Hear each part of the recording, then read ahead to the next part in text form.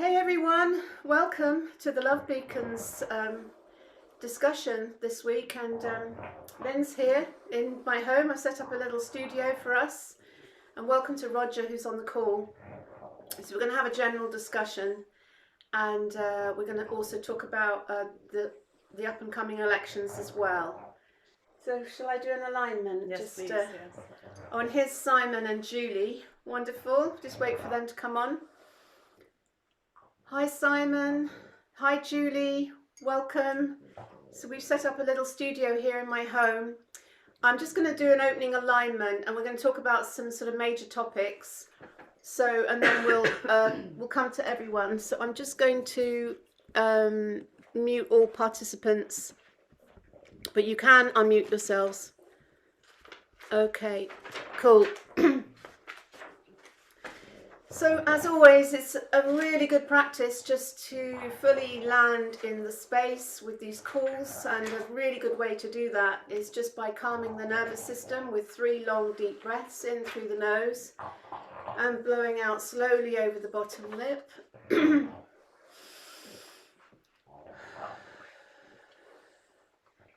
And as you're doing those breaths, just consciously drop from mind into heart, the mind trying to work it all out, trying to logically fathom everything, dropping into the heart, which knows the entire wisdom of the universe. And coming out of everything that happened this morning, all of the rushing to get here. I know Lynn has just driven over from Melton Mowbray, and I've been rushing back from a freedom event in Derby last night. Coming out of everything that we have to do later today, so that we can be fully present in the now moment where all of the power is. So feeling the support of the earth beneath your feet, feeling the support of the chair beneath your sitting bones, and yeah, really being present to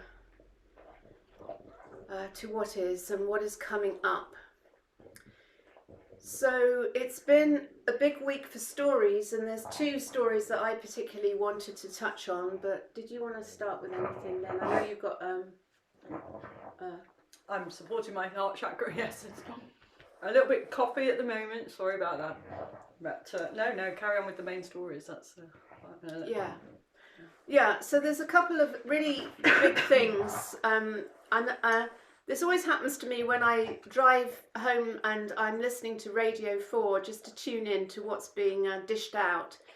So of course the latest breaking story, which is happening today, and I'm reading this from Reuters, London, February 28th.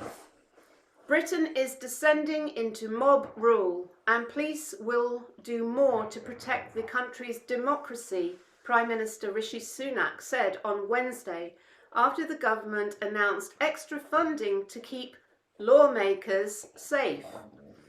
Many British lawmakers have said the abuse directed at them has become more intense since October 7th, Hamas attack on Israel that sparked the war in Gaza, with some fearing for their safety if they air their views on the conflict. Last week, Parliament descended into chaos as tensions flared over a vote on Gaza, with the House of Commons Speaker citing frightening threats against lawmakers for a decision to break with usual parliamentary procedure. There is a growing consensus that mob rule is replacing democratic rule, and we've got to collectively, all of us, change that urgently, Sunak said at a meeting with police chiefs on Wednesday, according to remarks released by his office. Now, I wanted to share some comments which were posted in a group on Facebook, on Fakebook. Now, this is a group called Bakewell and surrounding villages. So we're not talking about a political or activist channel here. We're talking about the local, very parochial, very conservative Bakewell and surrounding villages. And these were comments after the Derbyshire Dales Council announced the result of last week's Bakewell by-election, where the turnout was 30, it says here 35%, it's something like 34.5%. And here are the first 3 comments. Alex Birch, poor turnout. Martin Ward, apathy. Everyone is sick of politics and politicians at every level. Jim Stiles, yes, a very poor turnout. People have lost faith in politicians. Now, those were just the top 3 comments, and there was a whole string. There was 153 comments with so many people echoing the same sentiment. So this idea, I mean, it's really interesting that, and I was reading a book of the greatest speeches of all time. And there's a lot of speeches in there, like, for example, in the suffragette movement, where they were saying in these speeches that if people have lost faith in democracy, if people cannot get their voice heard through the systems which are meant for the people to represent themselves, the only alternative that they have is to actually take to the streets and peacefully protest, which is a fundamental common law right. They would say it's a human right. We know that all human rights are based in common law rights. It is our common law right to peacefully protest. So it's very interesting that Rishi Sunak is now having to smear these peaceful protests and call them mob rule to create a kind of fear amongst the masses that, oh my God, there's going to be an uprising and it's going to descend into chaos and no one's going to be able to cope, because this is people standing up and saying, no, we've had enough. So that's the first thing I wanted to raise. So I don't know if you want to say anything on that, Lynn. Well, and we'll come to you, and then there's a second story, but we'll come back to that. So on that, I think for those of us who've been following it from 2020, it's pretty obvious that they're now trying to get us all to call for the end of democracy. That they're basically wanting us to say democracy doesn't work and that there must be some other alternative, which obviously they want to be their stakeholder capitalism Agenda 2030 thing. So that's their agenda. Now, from my point of view, democracy has always been mob rule, or has the potential to be mob rule, unless we have the trial by, even if you have the trial by jury, really. No system, including democracy, is a real, proper, legitimate one if it doesn't enshrine the individual sovereign rights, is my opinion. So individual sovereign rights over everything else, over what the masses think, that doesn't matter. It shouldn't violate individual rights. So what they're trying to get you to say is, oh, we've abandoned democracy, you know, we need something like the wonderful UN to come in and save us and put some rule in place. Now, for me, I think our message has to be the alternative to democracy is actually the next phase up, not ruled by the people, but actually ruling ourselves, being our own sovereigns. And yes, people call that anarchy, a very besmirched word, but anarchy is actually a very beautiful thing. It means taking complete responsibility for ourselves and determining how we act with our own spiritual well-being in mind. So the ultimate responsibility, really. We have, you know, if we are sovereigns of our own destiny, our own the way we act, of everything that we do, it's up to us to make sure we commit no harm, that we do no harm to anyone, and that we always act in the highest interests of everybody. And if we do something wrong, we definitely put it right, and it all comes down to us. All comes down to us. So the alternative for me is to democracy, is the next stage up, which is self-sovereignty, being our own sovereigns, taking complete responsibility for ourselves, and then for the wider community, you know, for people who are not so able to, you know, giving the helping hand where we can without violating anyone else's sovereign rights. So we need to sort of get that message across, that we need to be doing things ourselves, or at least, you know, as communities, ourselves first, communities next, and not falling for that con trick of democracy hasn't worked, we must have some higher power come in and save us. We've really got to get away from their message and put ours out. It's my opinion. Yeah. Does anyone want to comment on that, and also anything you want to raise today later in the call? So Julie? Yeah, we need to absolutely minimise any rules and regulations.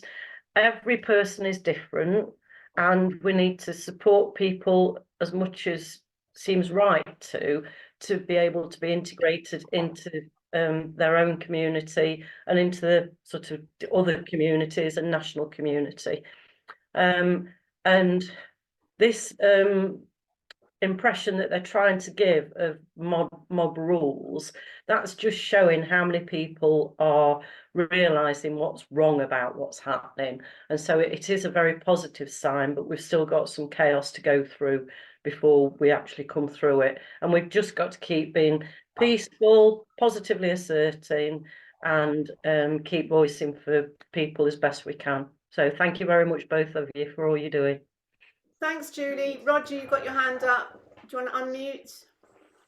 Yeah, I just want to comment on the very subtle propaganda in reports of which you've just read one out. They're referring to these MPs as lawmakers. It's complete propaganda. Very subtle, very subtle. They are not lawmakers. They're legislation makers. Yes. Vast difference. And this is what comes out of the bloody arsehole of the Parliament all the time. They're calling what they're doing, which is legislation, basically tyranny, they're calling it law. Yeah. And it's not. It's very, very subtle. That's a great point. Very good point, Roger. There's a big difference between lawful and legal. And we know our common law rights cannot be removed by any government or any authority without our consent. It's the fundamental principle of common law rights. Yeah. So thank you for raising that. That's a brilliant point, actually. That when you're talking about attacks on lawmakers, no, they're not attacks on lawmakers, and law is not breaking down. It's on legislation makers, as you pointed out, Roger, and legislation enforcers. And law is absolutely being upheld by keeping these people to account. You know, Yes. by keeping legislators to account, the law is being upheld. We have to, it's our duty actually to try, to prevent harm to ourselves. We don't just lie down and go, oh yeah, you know, attack me. It's absolutely our duty to defend ourselves and our families. Yeah. And those who aren't so able to defend themselves, you know, we're all pretty strong, at least mentally. So we have to look after those who are not in that position. Yeah, I mean, a classic thing for me is all of the legislation around public highways. So speeding and bus lanes. Now, we the people own the public highways. ULEZ is another big one, obviously. We the people own the public highways. In truth, no one has the right to dictate to us about our use of those public highways. So provided we're causing no harm, injury or loss to our fellow man, we don't need to have dictations about what speed. If we're responsible citizens, if there's children around, we'll slow down to 20 or even 10 miles an hour. If it's a completely deserted nighttime and there's no hazards, then if you're going 34 miles an hour in a 30 limit, you're not causing any harm, injury or loss. You're not a danger. And we can be self-regulating. We don't need this overlay of authorities to tell us what we can and can't do on roads that we the people own. Julie? Yeah, on that, what we could have is some advisory ones. And I mean, we've got a local road just outside Mansfield that you can go at the sort of legal speed limit, which because it's a single carriageway, you could be going 60 miles an hour. They've not even got proper road markings on a blind corner. They've even got it without solid lines. So people that don't know the road could easily think, oh, I'll overtake here when they shouldn't be doing. Yeah. But also the way that I know potholes is one of my big things. The way that they are still not doing anything. And Ben Bradley is still promoting that, oh, they're getting such and such grants. He's not being held to account properly for the dire state of the roads that they are. And they've not been like this for the over 60 years of my life. And they are causing more harm. And I even heard of someone who was significantly injured through hitting a pothole on a bike.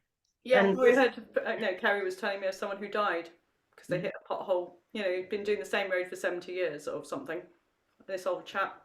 went Yeah. over his handlebars and died because he hit a pothole. It's just absolutely disgusting, and that is causing harm. Yeah. You know, that's causing harm. So, I mean, I've just come back from Austria, but I could have said any country in the world, actually. When you go abroad, you notice how third world our roads are. There's no spending on them. It's, you come, you know, you go there and it's all flat, it's all safe, it's all good. There was no speed cameras between Innsbruck and where we went, which was over an hour and a half. Wonderful tunnels taking you through the beautiful countryside, so you weren't seen. You know, it didn't deface the landscape. And here, you come back here and it's like, what the heck? And then there's a flipping camera. You're like, well, I can't go any faster because I'm going to bust a tyre. So I'm going to say Tories, surveillance, not safety. Yeah. Roger, did you want to speak again? Have you re-raised your hand? And also Simon, do you want to speak? Yeah, I'm trying to find out about registering for being a candidate, and they're not being very transparent about that. They keep referring me to, you know, other websites. They don't just simply expressly answer the question. It's always, oh, refer to this, refer to that. And actually, I have, I don't like to use the word registered, but I've registered with a Zoom meeting regarding the mayoral election. They call it the hustings, and it's actually with regard to road safety, and I've registered with that, and so I would have been included in that, but I have to go for this pacemaker on the same day, so I can't participate. And they've told me that the answers to my questions will be on that day. Of course, they don't know about my small operation. So it seems I won't be able to get the information that I need. And the information is, you know, how, when, and where do we deposit this £500 that they're fraudulently wanting? Have you got someone that could go on your behalf, Roger, To where? to the meeting when you're having your pacemaker fitted? Is there somebody else who could go on your behalf? Well, Meeting, not the pacemaker. it's a Zoom meeting, actually. Pardon? It's a Zoom meeting. Right, Zoom. okay. Well, could somebody from... Well, we could. One of us could go on. I'm happy to go on. Well, I can send you the Yeah, Zoom please do. details, can't I? I mean, as I understood it, I thought that the applications for these mayors only opened like 6 weeks before the election date. So this is how they've. I mean, if you look at Wikipedia, they won't acknowledge me as a candidate for East Midlands mayor, and it's completely controlled. So that they will acknowledge Conservative and Labour candidates, and there is one other independent, but so far they've refused to acknowledge me even as a candidate, even though I have announced it and I've done a whole election campaign. The by-election featured my mayor campaign. So the whole thing is completely fixed, and this is the point. Democracy is broken because it's so completely unfair. It's completely stacked in favour of the red and blue Punch and Judy show. And independent candidates, you know, we don't have as much funding, we don't have as much exposure. So Julie? Yeah, isn't this weird, this Zoom? It now, when I put my hand up physically, it appears on the flipping thing. I don't know how that has happened. I've not set it. But anyway, the deposit, Roger, when you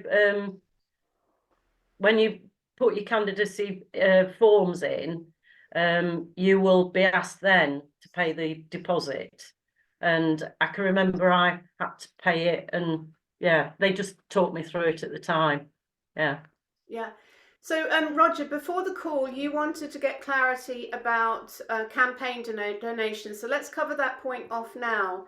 So let's make it clear to everyone. So number one thing is we are really calling, so Roger, Julie, myself, and anyone else who's standing as a candidate, we're all independents. We don't have a huge pots of money to draw on. So if you can support us, that would be really appreciated, because it costs thousands of pounds to do election campaigns, not just the £500 deposit to stand, but also the cost of all of the leafleting and marketing sort of material. Because you do get a free mail shot to everyone in your constituency, but you still have to pay for that leaflet to go through the doors. I don't think it's free for the mayor, is it? Julie No. had to pay. Well, so in the case of the mayor thing, instead of giving, like in East Midlands, there's 1.1 million, instead of giving 1.1 million mailings to every individual candidate, they clubbed together and they created a booklet, and each candidate then paid £750 to go in it, and to make the economies of scale, basically, and they sent it to everyone because there's over £1 million. So what's the £500 deposit for if you then have to pay another £750 to get your distribution? Yeah, because there we go. Well, so you pay the £500 deposit to stand, but you also get a free mail shot to everyone in your constituency. But because of the mayor thing, is to over 1 million people, it's prohibitive for every candidate, I imagine, to do 1 million mailing. That would be prohibitive. It would be hugely expensive. And so instead, to make it fair, what they did with Julie was make a booklet and asked everyone to contribute £750. I think there were 5 candidates. Julie were there, and they put out a booklet, and you drew lots for the order which you appeared in, but it still costs money, basically. So I just want to get back on point. So we're really welcoming your contributions if you're able to support us, and what we're suggesting is that you send cash. And the reason we're suggesting that is because we know from the Love movement that we've had 2 bank accounts closed down for receiving political donations. Now, with these, they deliberately make the rules on donations complicated. You can get the full information on the Electoral Commission, and I will put the link below in the notes to this video. But basically, anything up to £50 can be accepted without question. The minute it gets above £50, that counts as a political donation and has to comply with the rules. And the rules are, again, quite complicated, but basically you can only accept over £50 from someone who is on the UK electoral register. So if someone's not on the electoral register, strictly speaking, you can't accept money from them. And you have to give it back to that person. And if you don't know who sent it and you can't verify it, you receive over £50. If we receive that and we can't verify that that person is a qualifying person, and we can't return it to the person because they haven't given their name and address, for example, we have to give it to the Electoral Commission, which offers it up into the kind of government coffers. Now, that doesn't stop people from giving over £50, but they have to meet these qualifying limits. Now, when the minute you get to 500, I think it's either over 500 or 500 or over. It's 500. You can go up to 4. You can donate 499. Yeah, and be so fine. After £500, it has to be declared public. It goes into the public domain, so that big donors are public, so that the electorate know who is backing. So if you've got a big donor, like if I received £10,000 from Rishi Sunak to stand, for example, I would have to declare that so that people could see that Rishi Sunak was backing me, do you see? Or if I suddenly received £10,000 from Pfizer, not that I would accept £10,000 from Pfizer or Rishi Sunak, but if I did accept it, because you don't have to accept any donation, you can hand it back to them. So sorry, I'm not accepting it. But if you do accept it and it's £500 or over, then it goes into the public domain. This is my understanding of the rules. You have to declare it as you have to list it as a donation. You don't just have to be able to say, yeah, I can account for all mine. Everybody who gave to me is legit. Yeah. You have to list it and put it on your expenses form and your donations form when you do that return. I'm just testing it's still working. No, it doesn't work for us. No, because we don't need we're to the put our hosts. hand on it, we're the hosts. Yeah, when you've done the candidacy and the ballots happened, I think it was after then, you've got a form that you've got to fill in, but you've got it. So what I did was, as I got anything, I put it on the form so that I would remember what I'd got to do. And then you submit it within a certain amount of time after the ballots happened. Yeah. And you must do that whether or not you have expenses or whether or not you have any donations. You must submit that form, Yeah. otherwise they can have you for electoral fraud. Yeah, and I will put below in the notes to this video, I will repeat the names and addresses for you if you feel that you would love to support either Roger, Julie, or myself in our campaigns. We'd really, really appreciate it, and I'll put the details below the video. Now, before I go on to the next stories, I'm conscious, Simon, you haven't spoken. Is there anything you want to speak into the group or issues you want to raise? It's fun listening sometimes. Various points. So what Lynn was saying about democracy is broken. It's not broken. It's just run its course. It doesn't work for them anymore. It was never broken. It was always a system of control. And I printed it off because I was thinking there's the Frank Zappa quote, which is at the point when the illusion becomes too expensive to maintain, they will just take down the scenery. They will pull back the curtains. They will move the tables and chairs out of the way, and you will see the brick wall at the back of the theatre. Yes. That's basically what's happening. Doesn't work for them anymore, and they're desperately trying to reinvent themselves under the guise of stakeholder capitalism, but it's just fascism. It's what it is. It is. Yeah. Yeah. Thanks for raising that. Yeah, I think we're starting to see that what we've never actually known real democracy, and we've never actually known real capitalism either. It's always been central control. But the most pertinent point, I think, going forward is that I have one simple rule, okay? We're living in a prison, and the prisoners run the prison. Yes. Every day I ask myself, if what I am doing, am I playing my part in helping to run the prison? And we're all compelled to a certain degree. The reason I clean windows for a living is because I don't answer to anybody. You know, I walked out on corporate jobs in my early 20s because I couldn't stand all the bullshit. And I'm really enjoying this time because more and more people are waking up. And the question is, do people wake up, or do they sort of become even more part of the prison wardens? Yeah. And what will be really interesting going forward is if, when the directives go out to the police to start going after these mobs, Yes. what will happen? Yeah. Because they did it in COVID, they got quite heavy-handed, in certain instances very heavy-handed, throwing kids on the floor and old people and whatever. Yeah. And they built the super prisons, haven't they? So there's big super prisons The now, fellas. all ready to receive The family us. prisons, yeah. Ready to receive That us. might actually be a good time to bring in the next thing, which is about the whole the MRA. Okay, well, let's move on to this. Just one last point. I mean, on this, Okay. I thought it was a really big step forward when you made the decision to give up on trying to register as a political party. I feel we still got one foot in both camps. I would be taking all the points you're saying. You won't win. None of you will win if you go down the road you're going down. I would just be accepting that, and I would be saying, raising all the points you're raising, and give people an alternative. Vote here. This is the person we want to, but for all these reasons, this person will not get voted. And what would be really interesting, going back to your Bakewell Facebook thread, those people who commented, how many of them actually didn't vote? Because they're sufficiently motivated to comment, but did they not bother to vote? People are not apathetic. As you say, they're losing faith in the system. Yeah, absolutely. That's the point. And so that's why people, and that's the word on the street when speaking to people when I was distributing leaflets, and it's like, no, I don't bother. No, I don't do politics anymore. I've given up on it. It's a waste of time, blah, blah, blah. So people are and particularly in the freedom movement, you hear this is people, I don't want to actually consent to the system. I don't want to actually, when I put my cross in that box, I'm consenting to the system, and I don't consent to the system anymore. I don't want to be part of it, and I just don't want anything to do with it. Simon, are you saying we should set up our own ballot? I think so. Maybe have somebody, I mean, I don't know what the rules are. Are you allowed to stand outside? You can stand there, you can put a ballot, you can put a box to vote in. Of course you can. Who is going to stop you?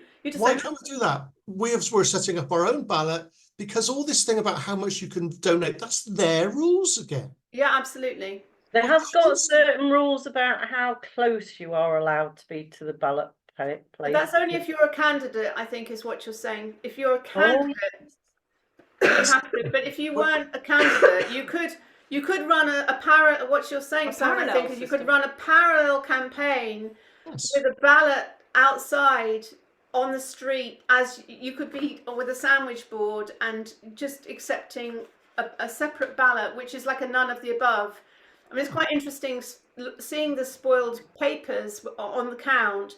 There was a none of the above someone had scrawled, and one of the candidates said, "Oh, why did they even waste their time bothering to go?" I said, "Have you not heard about the none of the above campaign? That it's a legitimate campaign of why is there not a section to say none of the above? And if under none of the above, if the none of the above crosses get a certain percentage of the vote, then none of the above get elected." And you have to hold the election again With different, What's happening candidates. in one breath you're saying the system's broken, and then the next you're saying how can we participate in the system? We can't have, well, I don't think we should I have think what Rachel was saying is that you're actually, because there isn't a none of the above box, you're actually running your own thing for the people who want to vote what none you're of the suggesting. above. Now, I just want to put it from my point of view, Simon.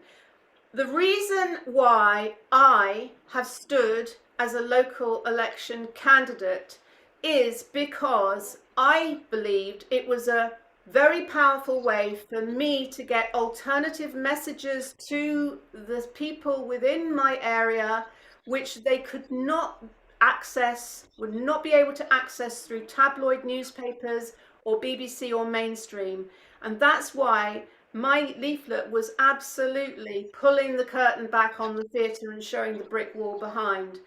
That's why I stood.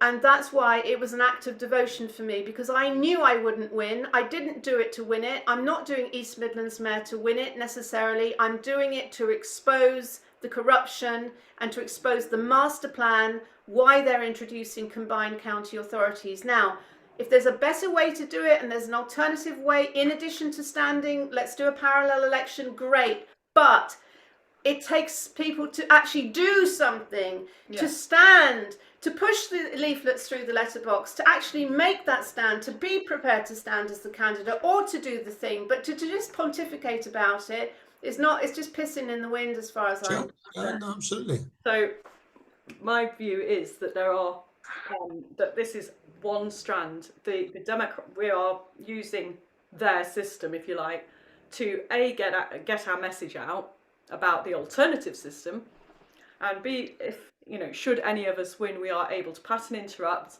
and we're able to cushion what's going on.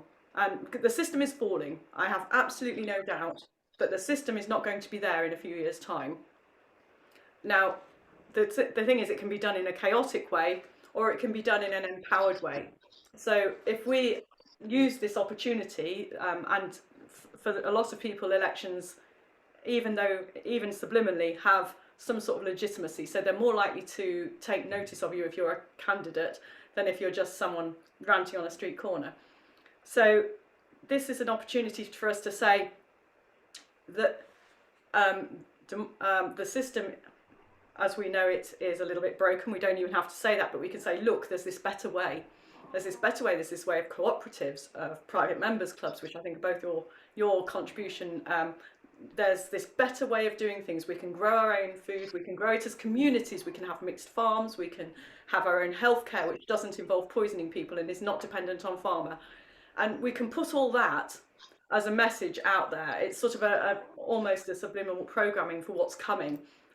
How we're going to build the new, because the top's coming down and we've got to build the bottom up. The top down, bottom up. So we've got to do, it's got to be both ways. And I'm just saying we're not having anything to do with this camp because they're wrong. Well, then you're disenfranchising a big proportion of the population.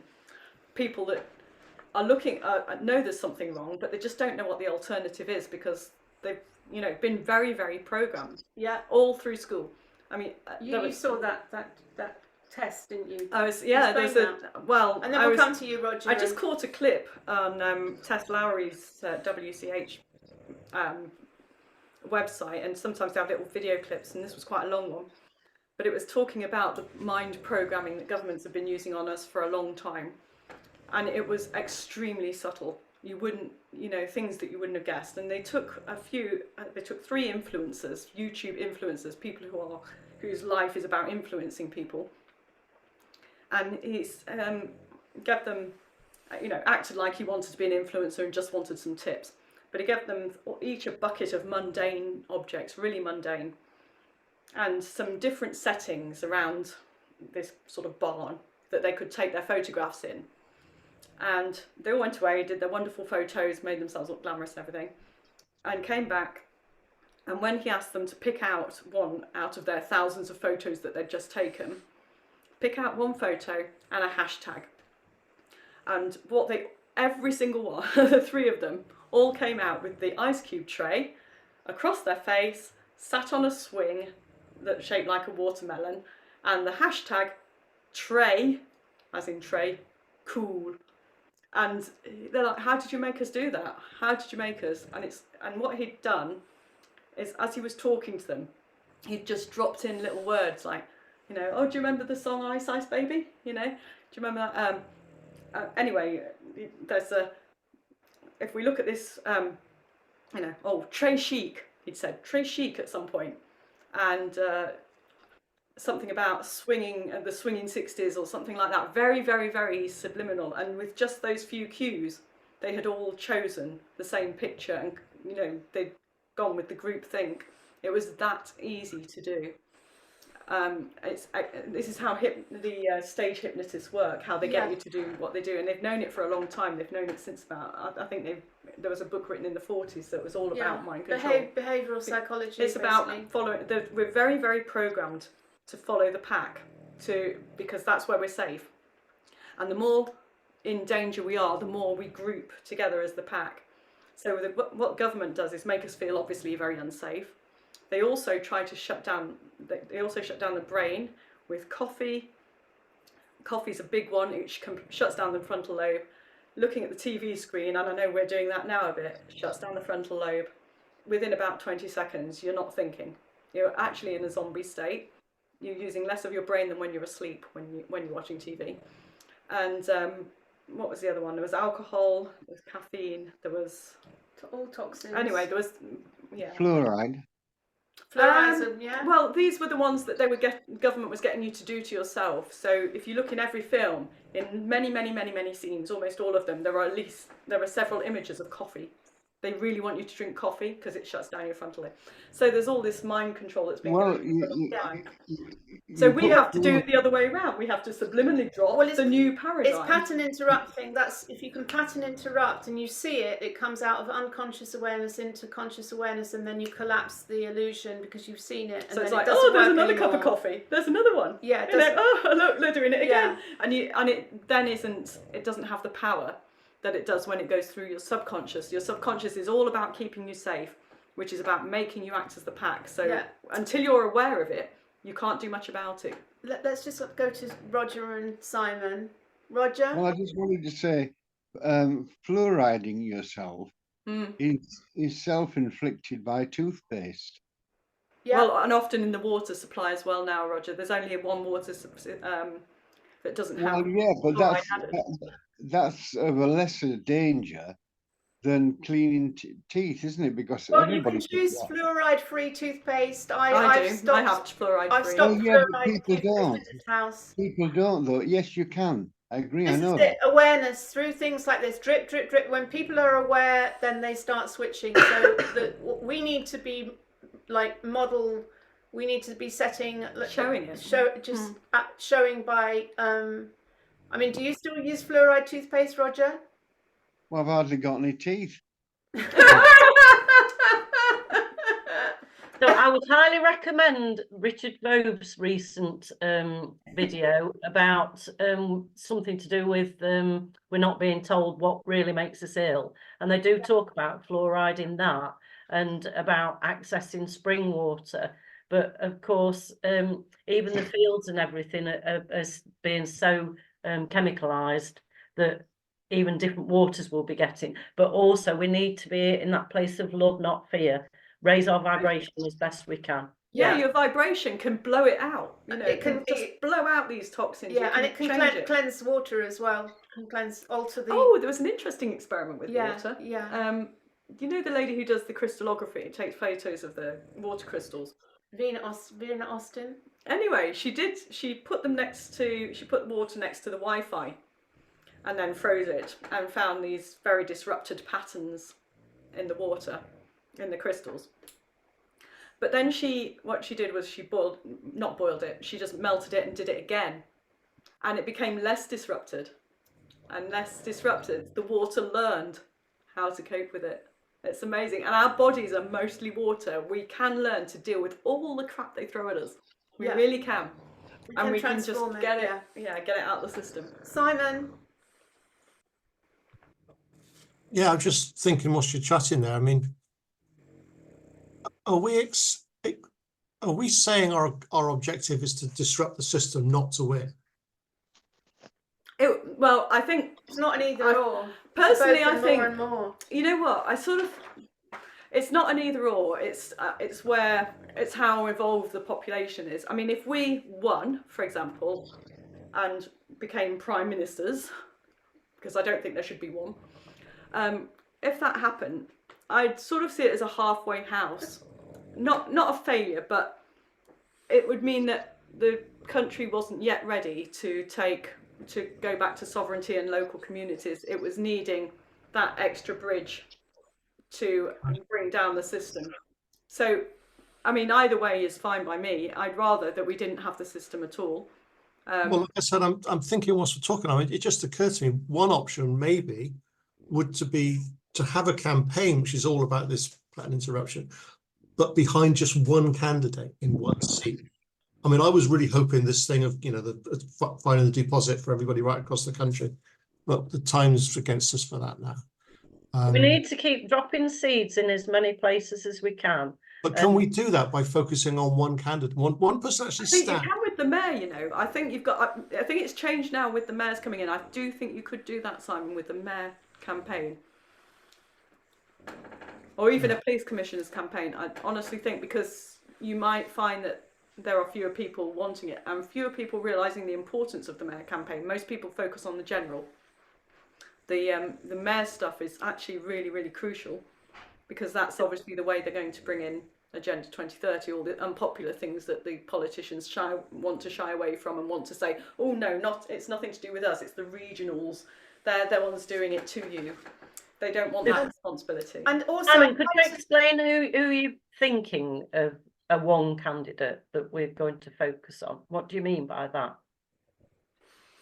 If everybody around the country who was interested in this was trumpeting the same message, the system is broken, it's corrupt, blah, blah, blah, blah, we don't expect to win, but we would like to get one person to actually win. And we're going to focus all our attention on this one person whilst raising the message nationally. But, I can't drive to Mansfield and Bakewell and whatever, but I'm not in a position to throw money away, as Julie knows at the moment, because I'm heavily invested what little money I've got into Chrysalis. But this is why I think it's really good that we've got Rachel standing as a candidate for the East Midlands regional mayor, and also Roger for his regional mayor. I think those positions, hopefully Roger will have people that he'll be able to access that actually live in that area, or that region, should I say. And Rachel, I mean, she's already got me, and Rachel's already got me and Lynn in the same region. Yeah. So can I just say that this is why it's important to drop to heart rather than being in the head trying to work it all out, because visioning and intention and imagination are super powerful. We don't need to know how the universe, the infinite intelligence, is going to work it out and organize it. It could be something coming from completely left field. If we keep visioning and imagining and focusing all of our energy on what we do want, and allowing the mechanics of that, and to just go with our instinct and what we feel, then to me, magic can happen. And whenever I've done like a magical manifestation, like for example, Crestbrook Dale was a magical manifestation, both in acquiring the land and the funding. That all came through a small group of women visioning, chanting, singing, making offerings in a stone circle up at Stanton in the Peak. Literally, we didn't have any clue about the land, we didn't have any clue about the money. It all came through infinite intelligence and divine guidance. And I'm a strong believer that there's incredible power in the universe, that we don't need to work it all out for ourselves, that if we drop to the heart and we keep, like, with intuition and use our third eye to keep visioning, pouring energy into what we do want, we can, and then going with our gut feel and going with the flow and just saying yes and showing up, even if it doesn't quite make sense, that magic can happen. I really strongly believe that. Do the next right thing. I think we can't see the big picture. Even though we think we've got it pretty sussed, actually, from a universal point of view, we're pretty blinkered. So we do the next right thing. And the thing is, if we keep ourselves open, and I can absolutely vouch for this, the universe has bigger plans than you imagine for yourself. Yeah.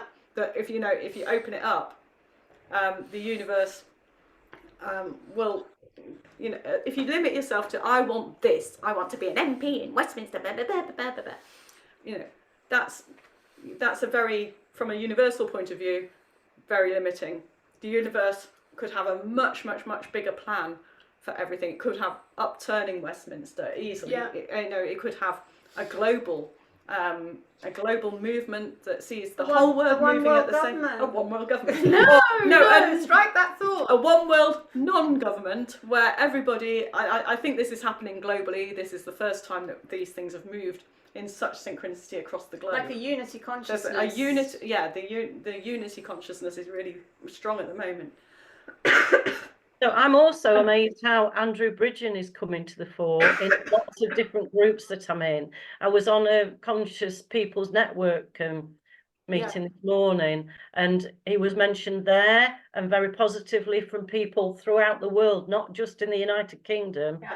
And that's where I'm glad I've taking the role that I am with him as campaigns officer. So even if I keep doing what feels right with that, but also in other areas as well. That kind of ties into what I want to share with the MHRA. I'll just say it's a massive exercise in trust. It really is. I'll just ask very briefly, Julie, does Andrew Bridgen expect to win as an independent?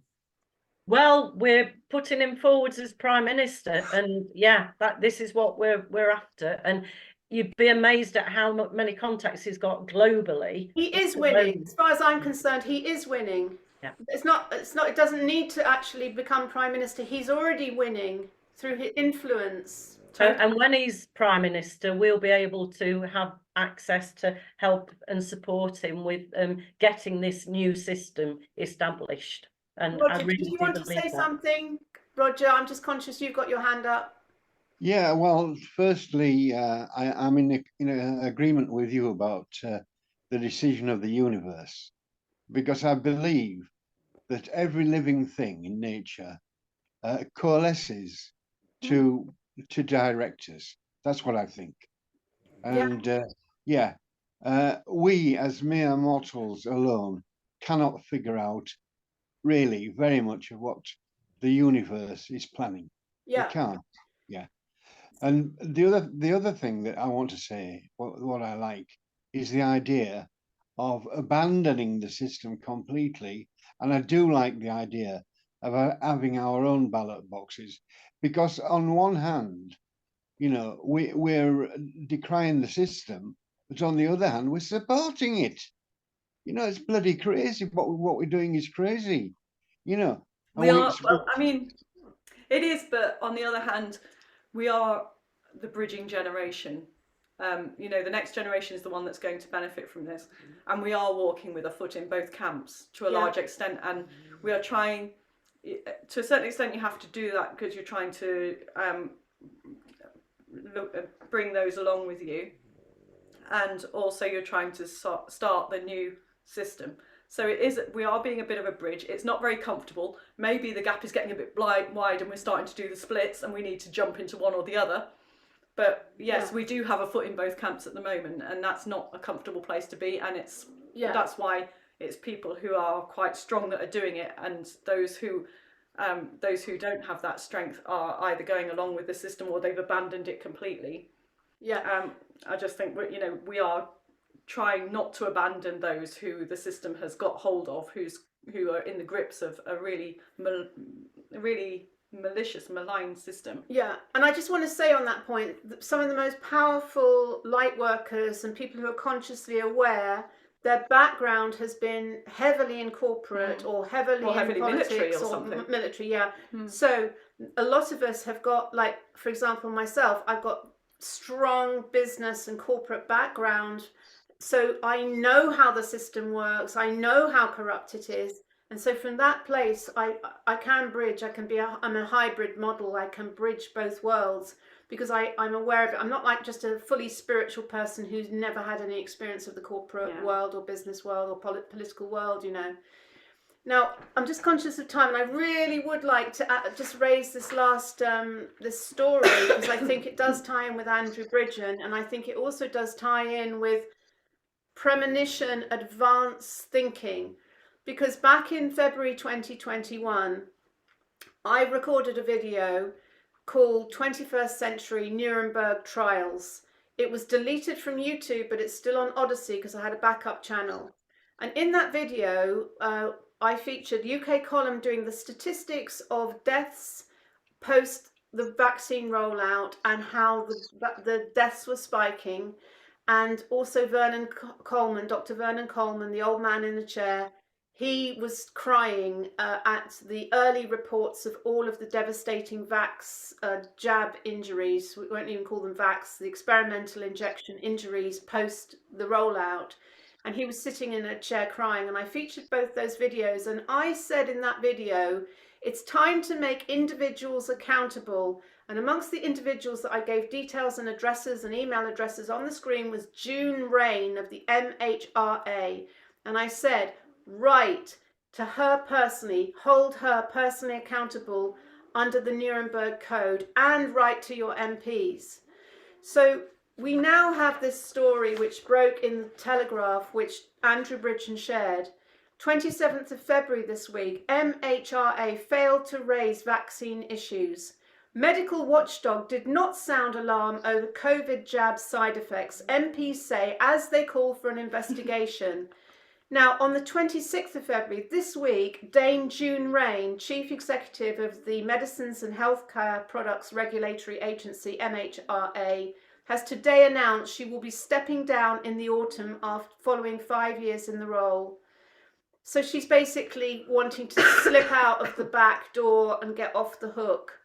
Well, I'm sorry, June, but you are accountable. You have blood on your hands. You could have stopped this in February 2021 when you received all those letters from me included and many other people and all the MPs who were copied in. You could have stopped this in 2021, but you didn't. And here we are, we're 3 years on, and there's thousands of excess deaths and vaccine injuries, jab injuries. Shame on you.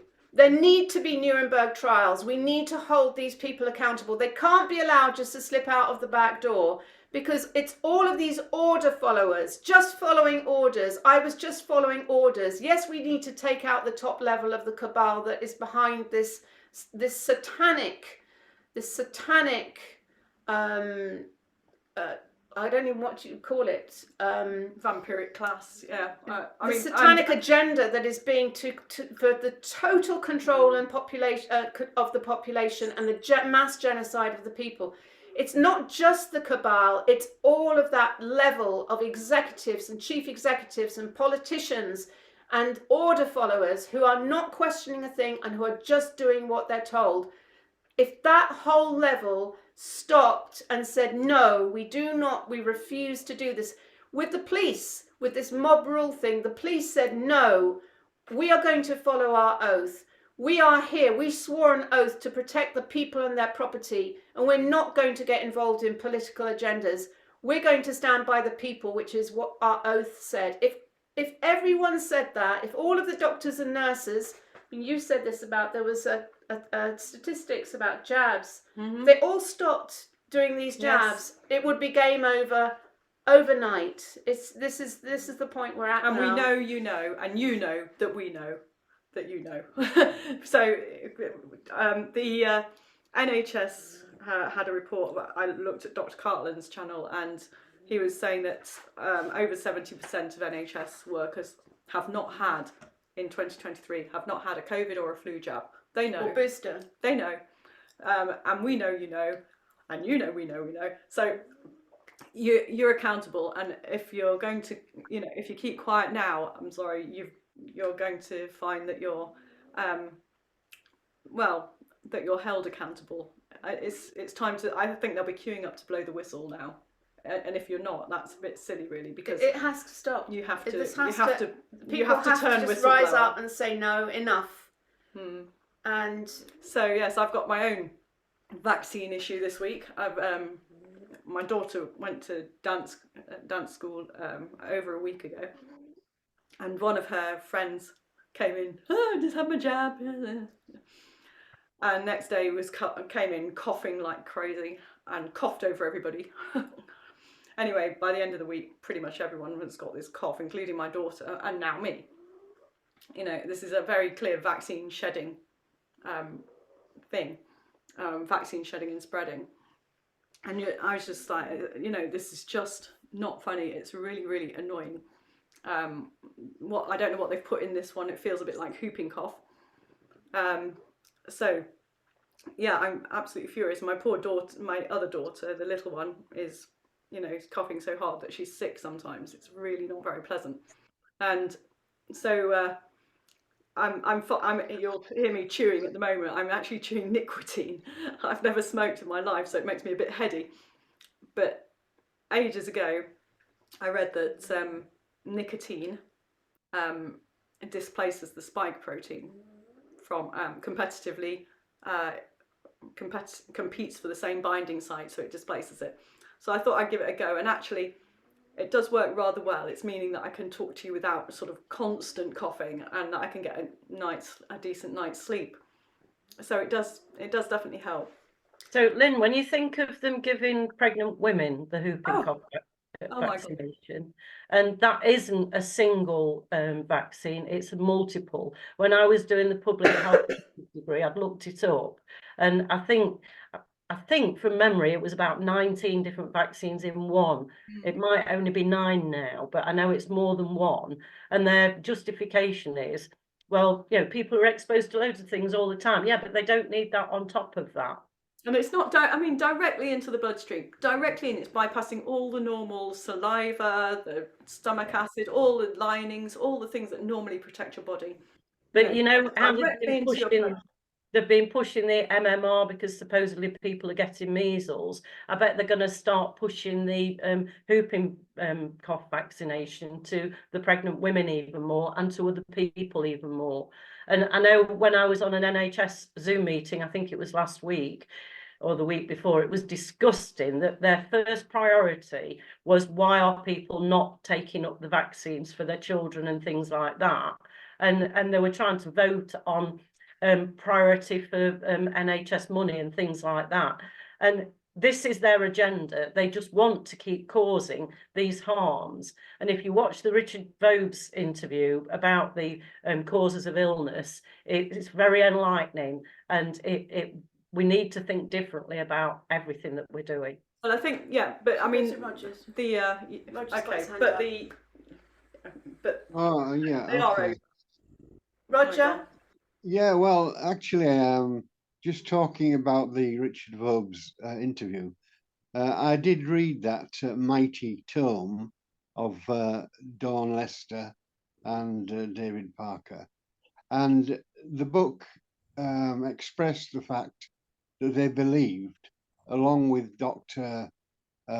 Stefan Lanka, who won a case in court based on this, there is no such thing as a pathogenic contagious virus. probably They don't exist. And you know, if you read that book, you'll find out that all these so-called virus illnesses were caused by something else. For example, EMFs. what's the one that disables people's muscles? What's that one? What's that illness? But also, when you think about the cholera, Polio, polio. that was caused by DDT. Yes. Yeah, and that was proved, and DDT was consequently withdrawn. And you know, if you really look at all the other so-called viral illnesses, you'll find there was some of the reason. And I don't know if you know about this, but in 1917, somebody called Milton Rosenau, MD, he did experiments with regard to this so-called Spanish flu. And basically, he mixed healthy people with sick people, and he couldn't make the healthy people sick. No, it was spread by the vaccine for the Spanish flu. But I know when I had glandular fever, supposedly, you know, even my friends weren't allowed to come and visit me, and supposedly it was that infectious, yet none of my brothers or sisters got it when I got it. My sister had it at least a year or so before, so yes, we had it within the family, but even that is just so wrongly put over to us. And I know it's more about stress and all the allergies that I used to have, and I was really reactive to E651, I think it is, monosodium glutamate. Then when I found out, well, it is actually a natural substance, but they artificialized it. And when you look at, I saw a thing of Bill Gates saying how he's doing all these artificial foods. And our bodies are not made to process that stuff, but we've got to keep raising our vibrations so that whatever we're exposed to, we will cope with. Yeah, but I think I wasn't actually saying that there was a virus in this vaccine, Roger. I was just, there is a toxin, and it is replicable and spreadable or sheddable, one way or another. It can get from person to person. It doesn't, you know, it's not just affecting vaxxed people, is what I'm saying. It's, you know, I've picked it up off my daughter, who picked it up off her friend, and it is all traceable back to this flipping jab. There's something in it. It's quite a nasty cough. And that's, yeah, like you say, they're probably going to promote the whooping cough jab with it. So, like I said on just quickly on Telegram yesterday, that I'm not religious, but this is getting very biblical. It's quite, yeah. Oh, it is. It's Revelations. We are in the time of Revelations. It's amazing that, you know, Well, light shineth in darkness, and the darkness comprehendeth it not. The light is shining on the cabal, and they don't know what the hell to do. Oh, by the way, bye-bye, Jacob Rothschild. I'm sure we all miss you. Although it could be that Revelation was the original psyop. But the thing I wanted to say about the toxins that Lynn mentioned is that you think that the main way that the body gets rid of toxins is through basically poop, but it's the opposite way round. The biggest way that the body gets rid of toxins is through the breath, second the skin, third urine, fourth poop. And so when you're in a room with someone and or a collection of people and you're breathing the same air, you're breathing in the toxins they breathe out. So this is the original conspiracy, breathing together, conspiring together. It's about being in the proximity of people. Now, hopefully my immune system is not going to allow me to succumb to Yes, I was a bit lax. I was going off skiing and on aeroplanes and all sorts of things that I knew I shouldn't be doing, but I'm just hanging in there because I was going to have a good time on holiday. And then I came home and just you know, we all did. Yeah. Because you can hold it off, but you know, at some point you're going to pay. Yeah, so keeping that highest vibration of like nutrition and hydration, and I don't drink natural spring water, I drink natural mineral water from deep under the ground, which is natural living water. It's super pure. In contact with Don't the have earth's fluoride vibration. don't have fluoride in my toothpaste anymore, and just trying to keep to the highest possible vibration so that you're not at a match to the nasties that are, you know, like almost like entity attachments that can kind of, like, if you're a bit down, it's easier for them to kind of hook in. But let's also think what the MMR and all that sort of thing do. They don't actually stop you picking up any pathogen, if there is such a thing, but they do stop the expression of it in the skin. And, you know, toxins coming out through the skin is pretty much the most important thing for kids. It's that metal element. That's how the first stage of their life, the very first expression. So the way kids eliminate is often through the skin, With kids, it tends to be things like measles and chickenpox. By the time Yeah. they're teenagers, it becomes acne. Yeah. So that's their way of expelling. Yeah. And they're very, very, they're trying very hard to stop that, aren't they, with kids? To I stop. know my that. homeopathic doctor told me that if you suppress a rash appearing on the skin, all you're doing is actually putting it into the internal organs, Yeah. and that's what we don't want. So They you've still do, got though. it, but They do, you're that's not what- processing it. Yeah. If the body is covered with spots, it's your body saying there's a problem. And it's getting rid of it. Yeah. It's getting rid of it. You know, it's coming out through the skin. It's coming out with pus Yeah. and all that sort of thing. It's not very pleasant to look at, but it is actually expelling it very efficiently. Roger, do you want the final words? Because I'm conscious we're 6 minutes past 1, so let's. Okay, well, close. a doctor called Luc Montagnier did experiments to prove that when people were detoxing by the methods that you just talked about, Rachel, the people who were in the area, in that vicinity, also started to detox in the same way. And that's because of vibrations, which are passed from body to body by the cells in the body. There are cells in the body which communicate with other living cells around.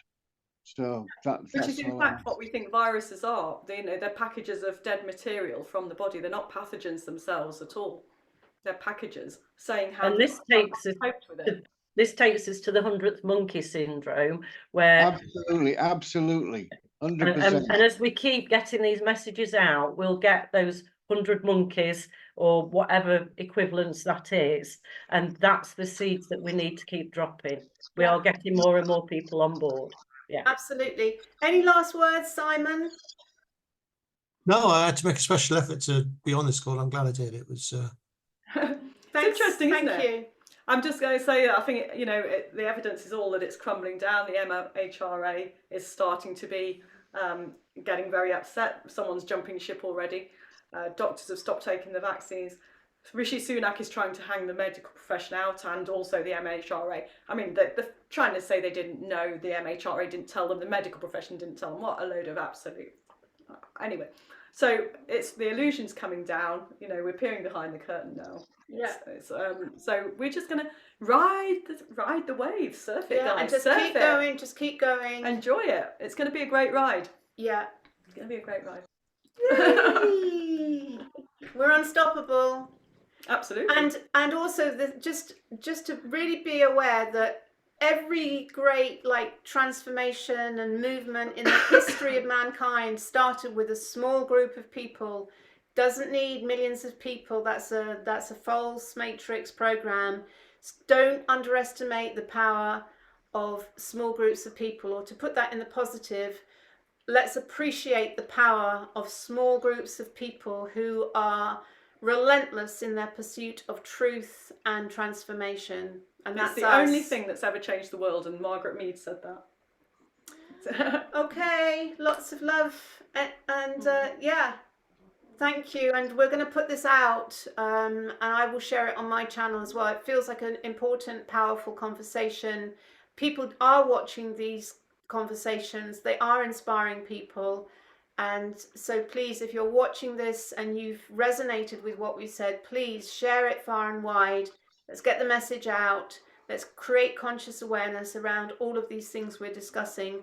And let's get to the 100th monkey, where suddenly, boom, there's a quantum shift and everyone gets it and wakes up from the sleep. It is going to be a big flip. It's going to be brilliant. Can I just end on a positive note, if this is the end? And that is, I've been pledged £500 for my campaign. I haven't got it in my hand yet, so it may or may not actuate, but I've been promised it by somebody whom I believe to be reliable. Anyway, so that's the manifesto, Rog. We love you and well done, and thank you to whoever that person is for supporting Roger, because it makes all the difference. It makes all the difference to have support in whatever way that comes, whether that's kind words, whether that's cash, whether that's a vote. whether waves that's of a love. positive comment on a YouTube video, it all helps, and it helps us standing to know that we're not alone and that we're supported and appreciated in our journey. Yeah. So lots of love. Thanks to that person that supported you, Raj, and well done. Okay, can we stop recording? Okay, we're going to stop the recording. Give everyone a wave. Bye. Bye-bye. Bye-bye. Can we stop recording?